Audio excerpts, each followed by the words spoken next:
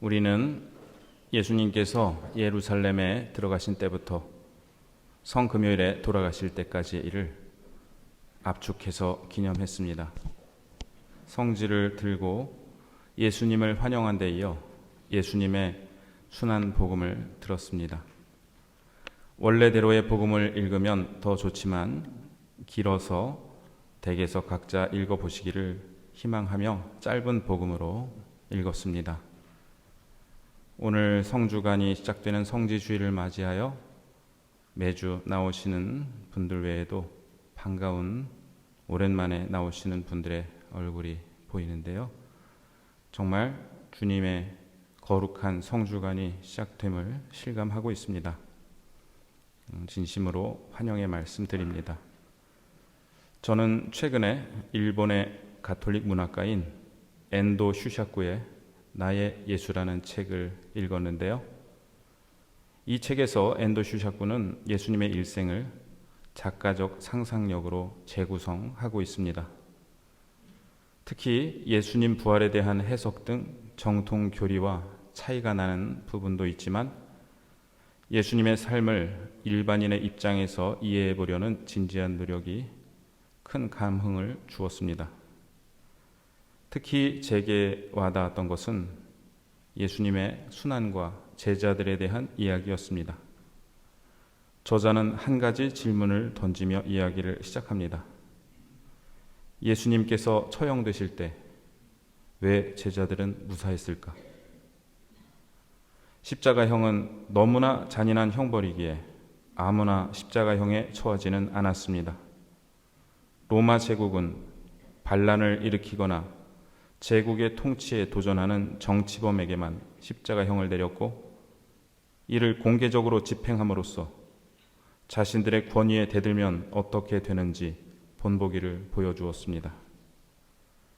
유다 종교 지도자들은 예수님을 십자가형에 처하기 위해 로마 총독 빌라도 앞에서 우리의 임금은 로마 황제뿐이라는 충성 서약까지 해가며 예수님을 반로마적 인물이라고 고발합니다. 그의 세력을 뿌리 뽑지 않으면 자신들의 권위가 위태로웠기 때문입니다. 결국 예수님은 십자가형을 언도받으십니다. 빌라도는 예수님을 반란자로 처리한 것입니다. 그런데 반란은 혼자 일으킬 수 없습니다. 그렇기에 함께 다니던 사람들도 같이 십자가에 매달든지 아니면 적어도 감옥에 가두거나 채찍질해서 무리를 함께 처벌하는 것이 보통입니다. 그런데 예수님은 법정 최고형을 언도받으셨는데 3년을 같이 다니던 제자들은 무사했습니다. 엔도 슈샤쿠는 질문합니다. 왜 제자들은 무사했을까? 그리고 그의 작가적 상상력이 발휘됩니다. 베드로는 정말로 자기만을 위해 예수님을 모른다고 배반한 것일까? 혹시 베드로는 재판에 관계된 사람들을 찾아가 제자들을 대표하여 모종의 거래를 한 것은 아닐까?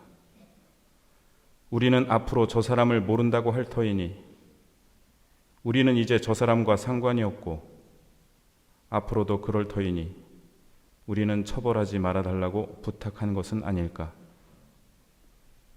엔도 슈샤쿠는 예수님을 모른다고 부인하고 나서 터뜨린 베드로의 울음이 베드로 혼자만의 울음이 아니었을 거라고 추측하며 이렇게 말합니다.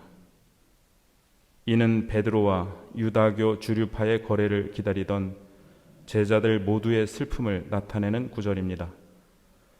예수를 버리고 부인함으로써 체포되지 않고 목숨을 부지할 수 있었던 그들, 그 형언할 수 없는 비애, 자기 경멸, 굴욕감이 이 구절에서 배어나오고 있는 것입니다. 베드로와 제자들이 정말 그렇게 했는지 확인할 증거는 없습니다. 작가의 말이 맞을 수도 있고 틀릴 수도 있습니다. 그럼에도 이 글을 읽으며 마음이 울컥해진 까닭은 누군가 역경을 겪고 있을 때 나서서 대체 그가 무엇을 잘못했느냐고 외치지 못하고 나에게 올 피해가 두려워 침묵을 지키고 있지는 않았는지 누군가 잘못을 뒤집어 쓰고 어려움을 겪고 있을 때 그의 입에서 내 이름만은 나오지 않기를 바란 적은 없었는지, 그렇게 일상에서 나의 위신과 체면을 보존하기 위해 누군가를 모른 채 하며 또다시 십자가에 못 박히시는 예수님을 방관한 적은 없었는지 반성이 일어서였던 것 같습니다. 엔도 슈샤쿠는 말합니다. 역사적으로 보면 어떤 영웅도 자신을 배반한 자를 용서하지 않습니다. 과연 영웅들은 배반자를 용서하지 않았습니다. 왜냐하면 그들은 또다시 배반할 것이기 때문입니다. 제자들은 아마 스승께서 배반자인 자신들을 용서하지 않고 자신들을 미워하고 분노하며 돌아가셨으리라 생각했을 것이라고 작가는 추측합니다. 그러나 제자들은 너무나 충격적인 말을 전해 들었습니다. 예수님께서 십자가에 달려서 하신 마지막 말씀은 분노와 저주의 말이 아니라 아버지, 저 사람들을 용서하여 주십시오. 저 사람들은 자기들이 무슨 일을 하는지 모릅니다. 저의 하느님, 저의 하느님, 어찌하여 저를 버리셨습니까? 아버지, 제 영을 아버지 손에 맡기나이다 였던 것입니다. 엔도 슈샤코는 제자들의 참된 회심이 여기에서 일어났다고 추측합니다. 그러고 보면 예수님께서는 당신의 안위가 아니라 제자들의 안위를 먼저 걱정하셨고, 당신께서 붙잡히실 때 나자렛 사람 예수를 찾는다는 말에 너희가 나를 찾는다면 이 사람들은 가게 내버려 두어라 라고 말씀하시며 제자들을 보호하셨습니다. 오늘도 세상과 적당히 타협하며 예수님과 너무나 친해지면 손해를 보게 될까봐, 하지 않아도 될 일을 하게 될까봐 적당히 거리 두기를 유지하고 있는 나를 예수님은 여전히 변호하고 계십니다.